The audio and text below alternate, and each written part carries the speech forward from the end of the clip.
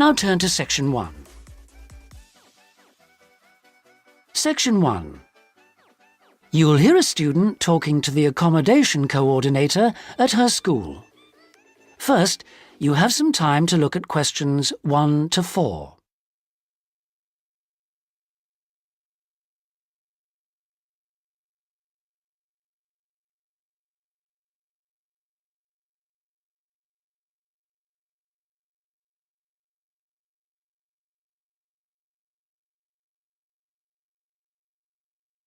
You'll see that there is an example which has been done for you. On this occasion only, the conversation relating to this will be played first. Sarah, I've heard that you want to move into a homestay family. Is that correct? Yes, that's right. I've been staying with my aunt, and now my cousin is arriving from Singapore, and my aunt needs the room for him. Oh, that's bad luck. Well, I'll need to get some particulars first. Sarah, what's your full name? Sarah Lim, and that's Sarah without the H at the end. Linda asks for Sarah's full name, Sarah Lim, so this has been written in the notes. Now we shall begin. You should answer the questions as you listen, because you will not hear the recording a second time. Listen carefully and answer questions 1 to 4. Sarah, I've heard that you want to move into a homestay family. Is that correct? Yes, that's right. I've been staying with my aunt, and now my cousin is arriving from Singapore, and my aunt needs the room for him. Oh, that's bad luck. Well, I'll need to get some particulars first. Sarah, what's your full name? Sarah Lim, and that's Sarah without the H at the end. How old are you, Sarah? 23, only just. It was my birthday on the 21st of August. Happy birthday for yesterday. How long have you been in Australia? A year in Adelaide and 6 months in Sydney. I prefer Sydney. I've got more friends here. What's your address at your aunt's house? Flat 1, 539 Forest Road, Canterbury. And the postcode is 2036. Okay. What are you studying now? I was studying General English in Adelaide, and now I'm doing Academic English because I'm trying to get into medicine next year. That sounds good, but it'll take you a long time. When would you like to move out from your aunt's? My cousin arrives on Friday morning, so I'd better be out on Thursday. What, the 7th of September? Yes, that's right. Before you hear the rest of the conversation, you have some time to look at questions 5 to 10.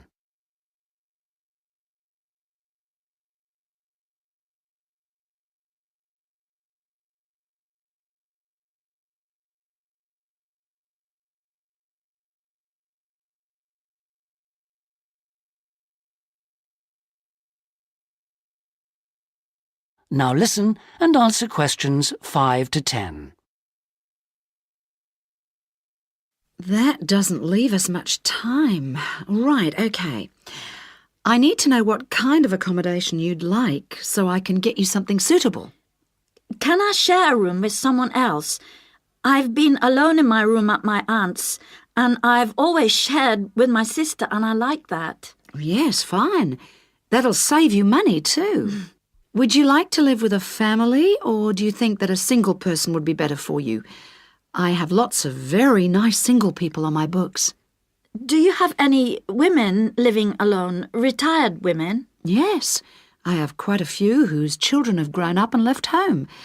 In fact, I have some really lovely retired ladies living by themselves who just love the company of students. Most of them live in flats, but that's not a problem for you, is it? Not at all. I'm used to that. My aunt lives in a flat too, remember? I'm not used to a big house with a garden, swimming pool, pets and all that. Okay, fine. I know quite a bit about what you want now. I should let you know that your rent will be $160 per week. You'll have to pay me $320 as a deposit before you move in. The deposit is as insurance in case you break something. You'll need to pay monthly to me by cash or cheque, I don't mind. You don't need to pay for gas, electricity or water, but you will need to pay your proportion of the phone bill. Most families do that on an honour system, but you'll have to wait and see. Have you got any more questions for me? When will you know where I can go? I'll work on it now. So come and see me tomorrow, and I should have some news for you then. Thanks a lot. Goodbye. See you tomorrow. After lunch would be better for me. OK. See you then. Bye. That is the end of section 1. You now have half a minute to check your answers.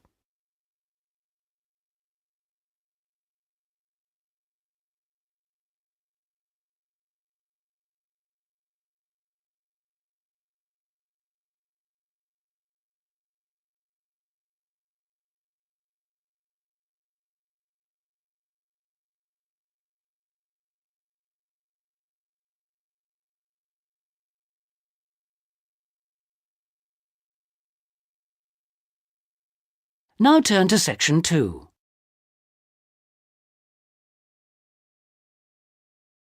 Section 2.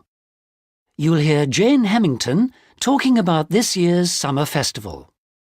First, you have some time to look at questions 11 to 14.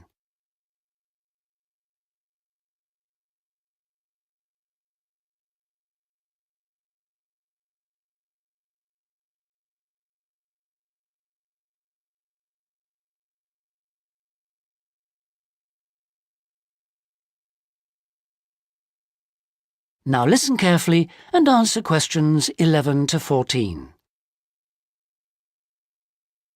Good evening. And in this week's edition of Focus on the Arts, Jane Hemington is going to fill us in on what's in store for us at this year's Summer Festival. Over to you, Jane. Thank you, Jeffrey. This year, the Summer Festival is the biggest we've ever seen, so there should be something for everybody. This is the 3rd year they've run it, and the timing's slightly different. For the last couple of years, it's been around the 5th to 17th, but this year, they wanted to allow everyone enough time to recover from the 1st of January celebrations, and they've put it at the end of the month. The program has sensational theater, dance, and also a large number of art exhibitions. But the thing the festival is most famous for is its great street music. For today's report, though, Jeffrey, I'm looking at some of the theatrical events that you might like to see. In particular, at this year's theme, circuses. I'm going to tell you about 2 circus performances, but there are plenty of others in the program. I've chosen these because they represent distinct movements within circus performance. The first is the Circus Romano from Italy. As this is a traveling circus, it follows a long tradition by performing in a marquee, which is really like a canvas portable building, usually put up in a green space or car park rather than in a theater or stadium. Before you hear the rest of the talk, you have some time to look at questions 15 to 20.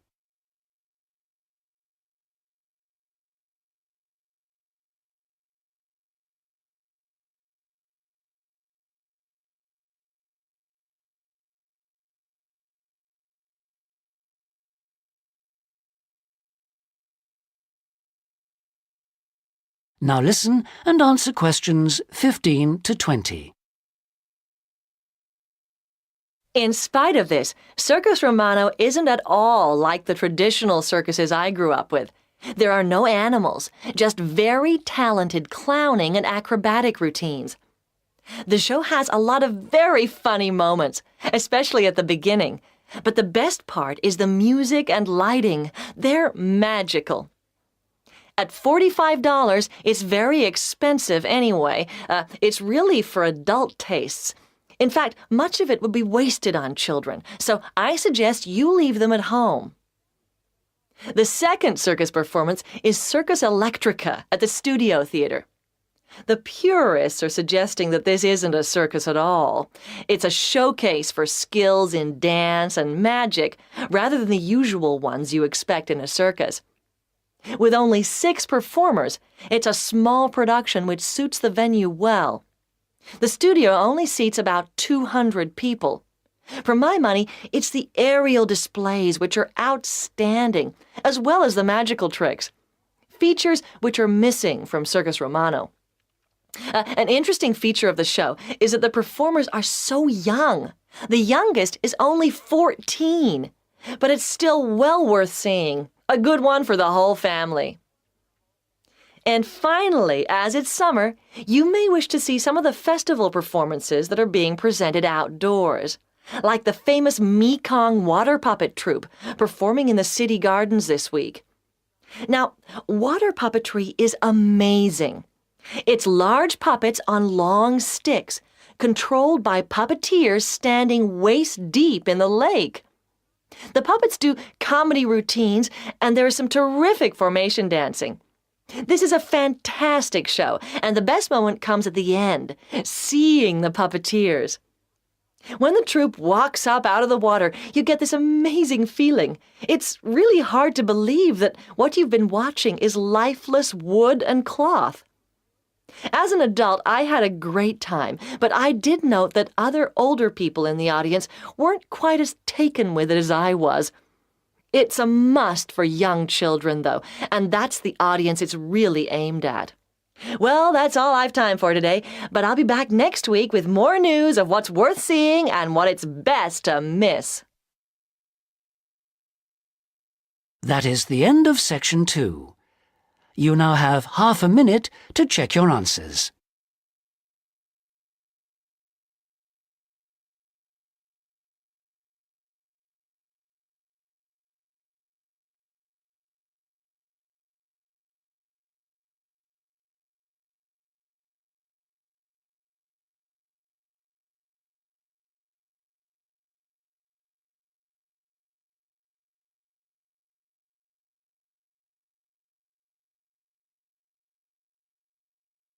Now turn to Section 3.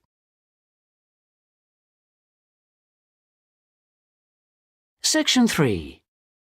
You'll hear a conversation in a university student services office. First, you have some time to look at questions 21 to 25.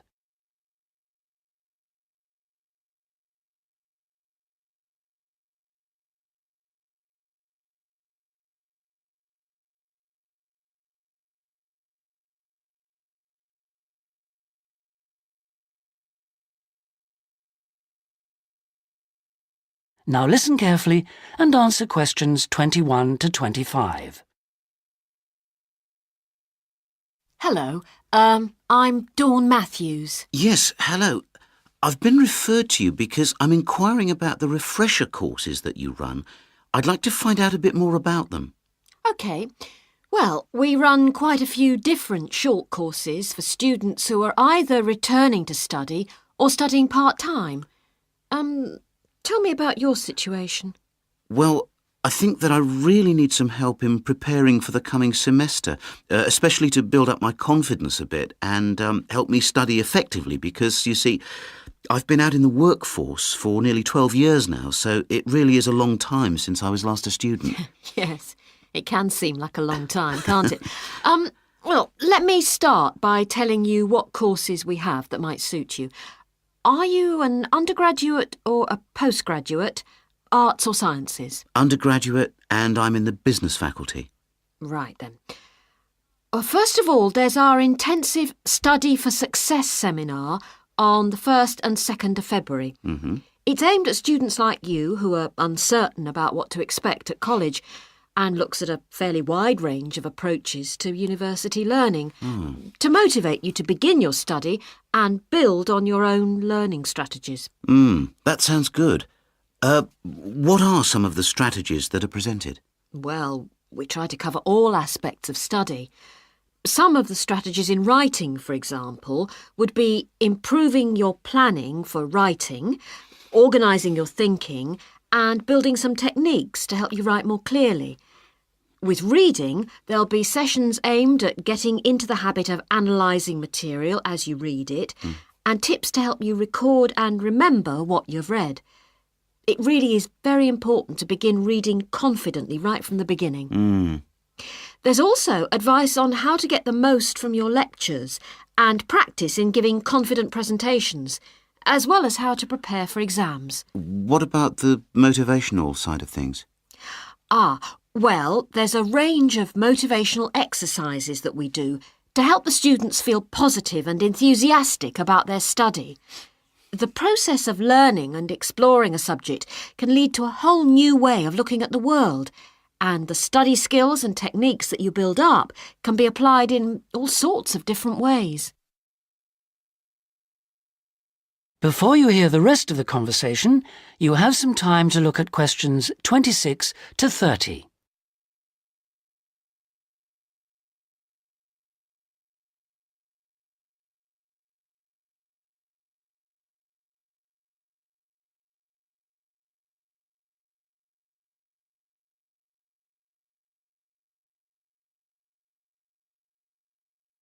Now listen and answer questions 26 to 30. Actually, I'm very excited about the whole thing of taking up studying again, but, I'm a little nervous about whether I'll manage to get everything done. I suppose it's the same for all mature students. Of course it is.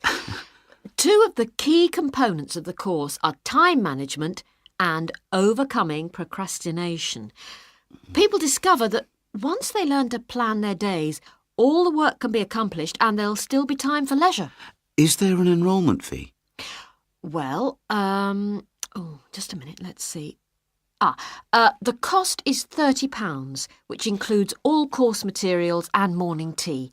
You have to arrange your own lunch. Well, that wouldn't be a problem. I already make sandwiches for my 3 kids and my wife and myself every day. I won't have to change my routine. No. Now, I need to tell you that this is a very popular course and it's essential that you book well ahead of time. In fact, the course convener tells me that there are only 5 places left. What other course might be good for me? There is one other that you could benefit from. It's simply called Learning Skills for University Study and is on 3 consecutive mornings, starting on a Monday from 9 to 12, and costs £25. This is aimed at upgrading the study skills most school leavers have and help them cope with the increased demands of university study. It focuses mainly on making students more responsible for their own success. What sort of things are covered in this course? Well, basically, it's more advanced thinking, note-taking, reading and writing strategies, but also some input about stress management. I think I'd be better off starting from the basics and looking at all the strategies, don't you? Yes, from what you've told me, I think that's more in line with your situation. All right then. Can I book a place on the Study for Success seminar course now? Yes. Let me just get out a registration form and take down your details.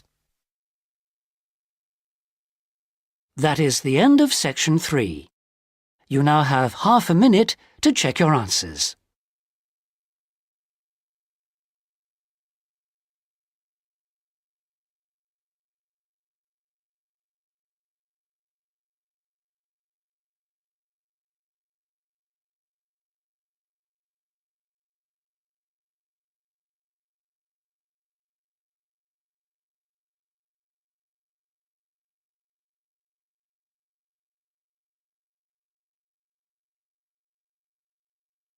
Now turn to section 4.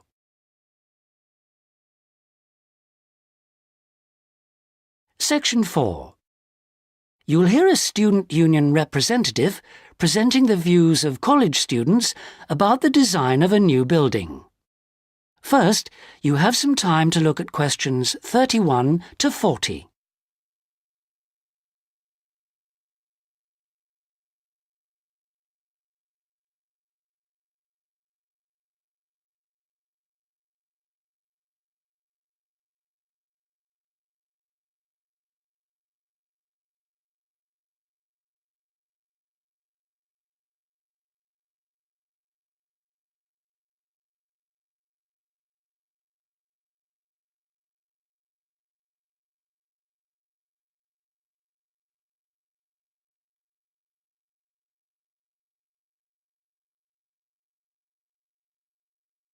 Now listen carefully and answer questions 31 to 40. We're very grateful that the committee has agreed that a representative for the Students' Union can present students' suggestions about the design for the proposed new union building.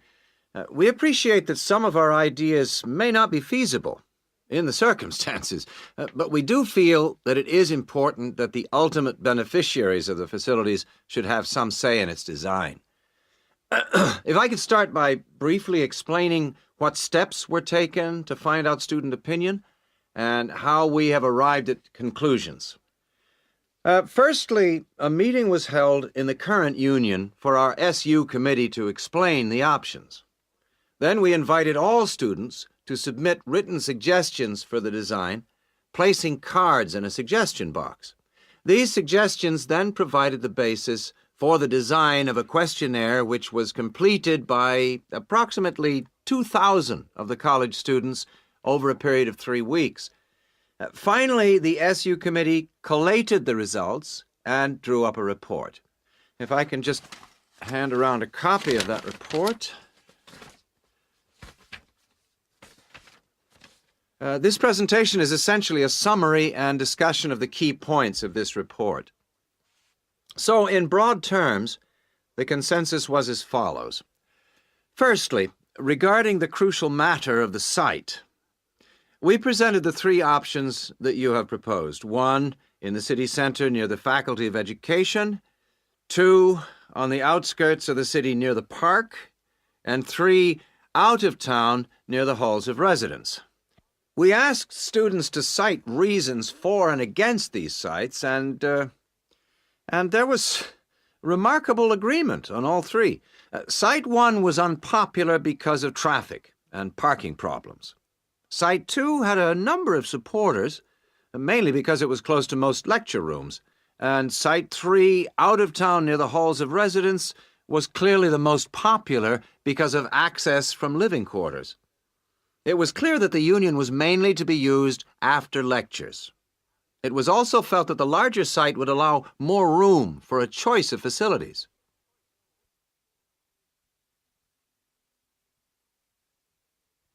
Our second area of interest was obviously the facilities. There was minimal interest in having a library on the premises, but one option seemed to be a reading room instead, more useful. We would like the current table games room to be replaced with a small gym, and if possible, a small swimming pool. Not, of course, Olympic-sized.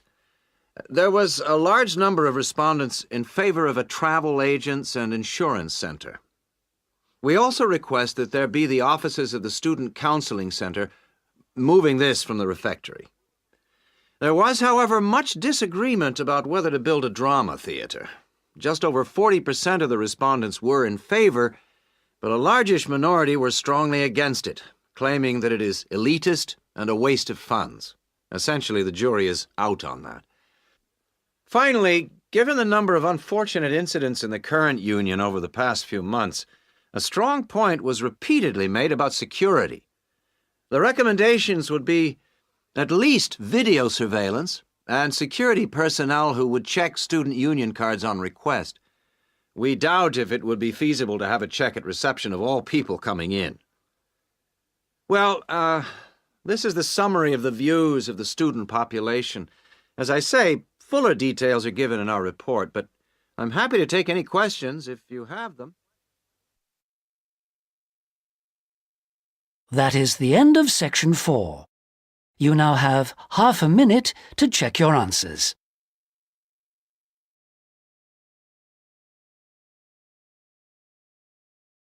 Listening activity number 1.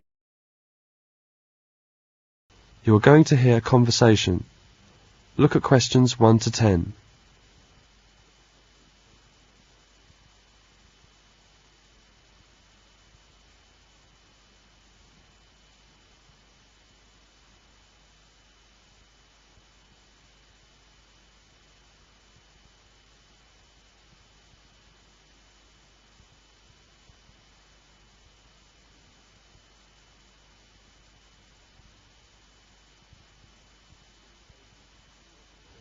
Now listen to the conversation and answer questions 1 to 10.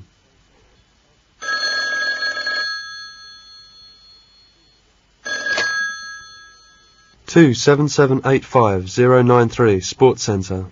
Hi, is that you, Charles? How are you? Fine, thank you. And you? Linda, I'm so glad that you phoned. How's your art study in London? Fine. Everything is going on quite well. And how's your teaching? OK. The students are very good, and they're keen on the tennis lesson. Oh, did I tell you about my trip to London? Yes. When are you coming? I'm leaving tomorrow afternoon at 2. My flight number is BA207, and I will get to the Heathrow Airport at 4. Flight BA207 at 4 tomorrow. Fine. Linda, can you meet me at the airport tomorrow? Oh, I'm terribly sorry, but I can't meet you at that time, because I have to bring my mother home from hospital. She was in the hospital for a week, and the doctor phoned me this morning. I see. It's all right. I can manage to find your place by myself. Well, Charles, my neighbour Peter Wilson has kindly offered to meet you and take you home by car. Oh, it's good. But I hope it doesn't cause you any trouble. Oh, no. Mr. Wilson is a flight attendant. He works at the Heathrow Airport. I see. But I don't know him. Yeah, as you have never met him before, I shall describe him to you. That will help. Hang on a second, and I will get a pen and a piece of paper to write them down. OK, tell me what he looks like. He's about 37, I think, a middle-aged man. He's about 1 metre 70 centimetres tall, and medium build. He has a weather-beaten face with red cheeks and big nose. He has a thick beard as well as thick hair. His eyes twinkle, and he usually has a big smile. He seems to be a jolly man. So, he's 1 metre 70 centimetres and medium build, red cheeks and a big nose. He has a thick beard and thick hair as well. I think I can recognise him. I do hope you manage to recognise Peter without any difficulty, and I'm looking forward to seeing you. Have a nice trip. Thank you, Linda. I will see you tomorrow. See you. Charles is on the plane and is talking to the passenger next to him. Hi, I'm Charles. I'm Susan Smith. This plane is very large and comfortable too. Yes, the Boeing 747 is the largest passenger jet airline in the world. It's over 70 metres long with a wingspan of about 60 metres wide. You can see it's capable of taking up to 10 seats and 2 aisles. Its wide body soon earned it the name of Jumbo Jet. Oh, I see. Are you an engineer? No, I'm a teacher, but I'm interested in it. Have you ever travelled by Concorde? No, I don't like to fly, and this is my first time flying. But I have heard about that plane when I was at school. I see. Let me tell a bit about Concorde. The Anglo-French Concorde is much thinner and sleeker in appearance, with a far narrower cabin allowing only 4 seats across and only 1 aisle down the middle. In many other ways too, the Boeing is completely different from the Concorde. The Concorde, for example, is smaller than the Boeing 747. Its total length is under 26 metres. How many passengers can the Boeing 747 take? The Boeing 747, it takes up to 500 passengers. 500 passengers? That's quite a lot. And how many passengers does the Concorde take? Concorde's normal capacity is 144. The Boeing 747 has a small upstairs lounge which is for first-class use only. The Boeing's flight deck is also on the 2nd floor, in front of the lounge. Both aircraft are similar in that they have 4 powerful engines. However, while there are 2 turbofan engines at the front of each of the Boeing's wings, there are 2 turbojet engines at the rear of each of Concorde's delta-shaped wings. That's very interesting. What's the speed of Concorde? The Concorde's great advantage is its speed. It is capable of flying long distances at supersonic speed. Its maximum cruising speed, for example, is 2,333 kilometres per hour. He goes to listen to a lecture about an 978 kilometres per hour. Questions Thus, 11 to the 22 Concorde can half are the based time on the normally lecture. taken for journeys by the Look at Boeing questions 747 11 to and other 22. conventional aircraft. It's very nice to hear all this. I have learned something. Oh, we're moving now. I have to buckle my seat belt. That is the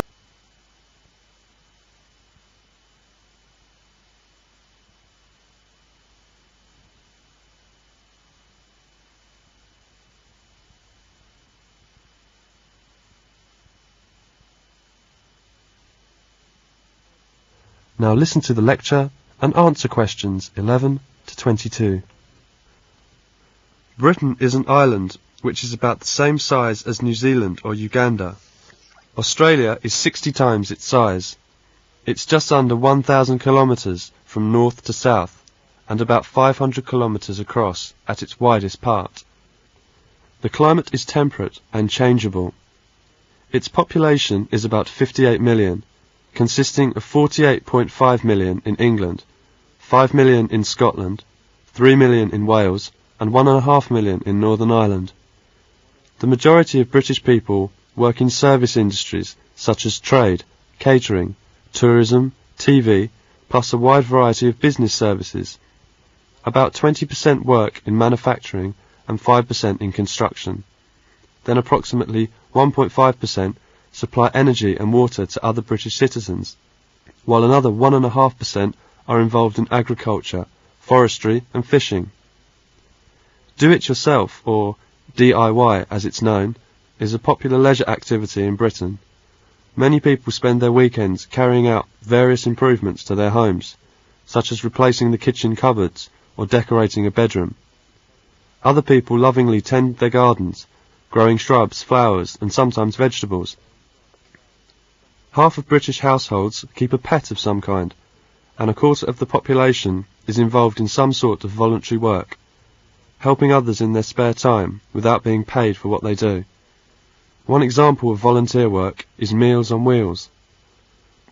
Volunteer drivers collect prepared lunches from a centre and deliver them in their own cars to elderly people who are unable to leave their homes easily to buy food for themselves.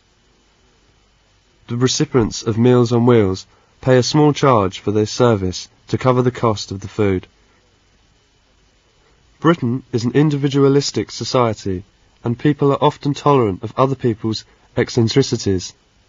One can find those with special talents or unusual hobbies interesting, amusing, and even endearing. Common topics of conversation are weather, sports, current events, and what is planned for the next weekend, or what was done the previous one. British people have become more adventurous in their eating habits since they became a multiracial society. There are Chinese, Indian, Italian, French and Spanish restaurants in many towns and certainly in every city. Food served in pubs has also become more varied in recent years. However, the traditional fish and chips are still popular and are widely available from fish and chip shops all over the place. The British diet typically includes some sweet things such as cakes, biscuits and desserts. Many people struggle with the weight problem as a result. Newspapers in Britain can be divided into two main types, popular and serious. Popular papers are physically smaller and are more sensational in their reporting of the news. They are called tabloid papers. Serious newspapers are larger and attempt to report current events in a more analytical way. They are called broadsheet papers. Each newspaper has its own political affliction or bias. The Times, for example, generally supports the Conservative Party, whereas the Daily Mirror supports the Labour Party. Compulsory education begins at the age of 5 and finishes at the age of 16, with some students continuing their schooling until the age of 18, when they enter some form of higher education. The exams taken at age 16 are called GCSE, short for General Certificate of Secondary Education. Students often take 8 or 9 subjects at the GCSE level. The exams taken by 18-year-olds are the A level, short for Advanced Level. In general, only 3 subjects are studied at A level. Divorce is becoming increasingly common in Britain nowadays, and many non-married people cohabit or live together without getting married.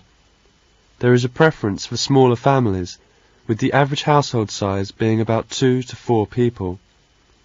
Approximately 70% of people own or are buying their own homes. Most people live in houses rather than flats.